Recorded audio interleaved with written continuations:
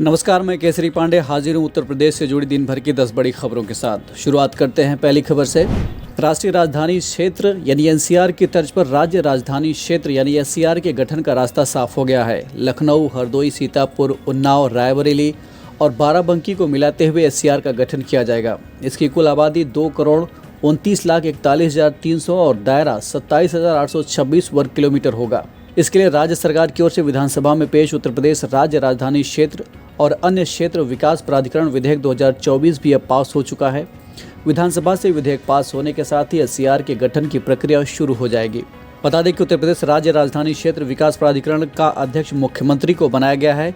इसमें संबंधित जिलों के डीएम को सदस्य बनाया गया है। बढ़ते अगली खबर की ओर। यूपी विधानसभा में 31 जुलाई को उत्तर प्रदेश राज्य विश्वविद्यालय संशोधन विधेयक 2024 को मंजूरी दे दी गई। इसमें प्रदेश सरकार की ओर से नए स्थापित विश्वविद्यालयों के नामकरण और उनके नाम से राज्य शब्द हटाने का प्रावधान किया गया है। साथ ही इन विश्वविद्यालयों का क्षेत्राधिकार भी तय कर दिया गया है। जिसके बाद महाराज सुहेलदेव राज्य विश्वविद्यालय आजमगढ़ का नाम अब महाराज सुहेलदेव विश्वविद्यालय आजमगढ़ होगा। इसी तरह मां शाकंभरी देवी राज्य विश्वविद्यालय सहारनपुर, मां विंध्यवासिनी राज्य विश्वविद्यालय मिर्जापुर, मां पाटेश्वरी देवी राज्य विश्वविद्यालय बलरामपुर से भी राज्य शब्द को हटाने की मंजूरी मिल गई है। लेते हैं अगली खबर को। यूपी के रोडवेज कर्मचारियों के लिए एक अच्छी खबर है। यूपी सरकार रोडवेज के 220 चालकों और 17 परिचालकों को जल्द ही नियमित करने जा रही है। साल 2001 के पूर्व संविदा पर रखे गए इन चालकों व परिचालकों को नियमित किया जाएगा। ये जानकारी विधान परिषद में परिवहन राज्य मंत्री स्वतंत्र प्रभार दयाशंकर सिंह ने दिया है। प्रश्नकाल के दौरान उन्होंने सभा के मान सिंह यादव के सवाल के जवाब में कहा कि परिवहन निगम को बीते एक साल में 119 करोड़ का फायदा हुआ है। जैसे जैसे फायदा बढ़ेगा और कर्मचारियों को भी नियमित किया जाएगा। सपा के मान सिंह यादव के सवाल के जवाब में उन्होंने ये जानकारी दी। बढ़ते अगली खबर की ओर। उत्तर प्रदेश में लगभग 38 लाख पंजीकृत बेरोजगार हैं। इस बात की जानकारी सरकार के श्रम मंत्रालय की ओर से विधान परिषद में दी गई। सरकार की ओर से स्पष्ट किया गया कि इतनी बड़ी संख्या में पंजीकृत बेरोजगार होने के बावजूद बेरोजगारी भत्ते जैसी कोई व्यवस्था नहीं की जाएगी।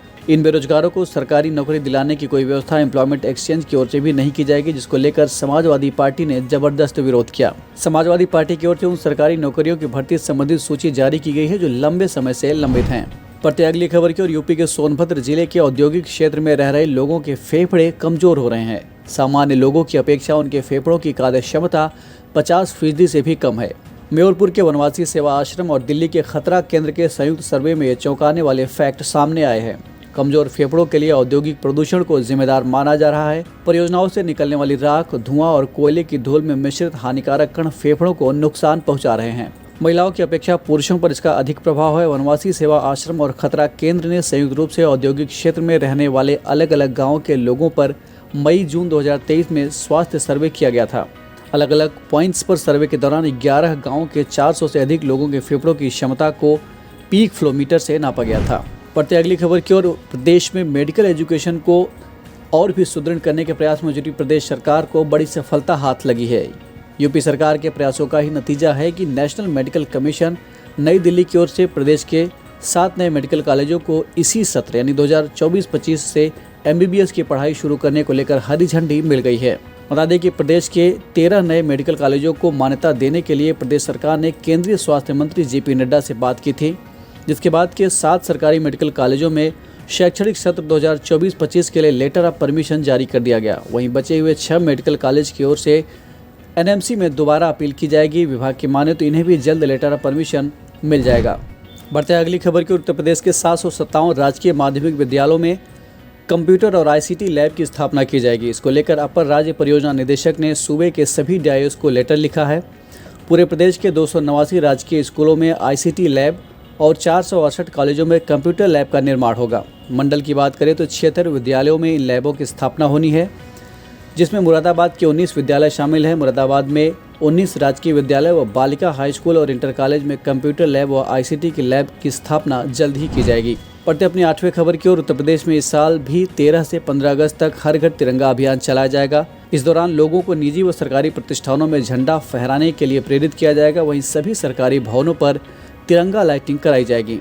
सरकार की तरफ से इसके लिए दिशा निर्देश भी जारी किए गए हैं। आपको बता दें कि आज़ादी के अमृत महोत्सव के तहत साल 2022 में हर घर तिरंगा अभियान की शुरुआत की गई थी। इसके तहत स्मृति चिन्ह के रूप में सुरक्षित रखे झंडों का भी इस बार प्रयोग होगा। अभियान के तहत झंडों की अतिरिक्त आवश्यकता की पूर्ति के लिए राष्ट्रीय ग्रामीण आजीविका मिशन से 2.5 करोड़ झंडे तैयार किए जाएंगे। Kalyan Singh super speciality cancer संस्थान में बीते 1 साल में कैंसर के 81% मामले बढ़ गए हैं।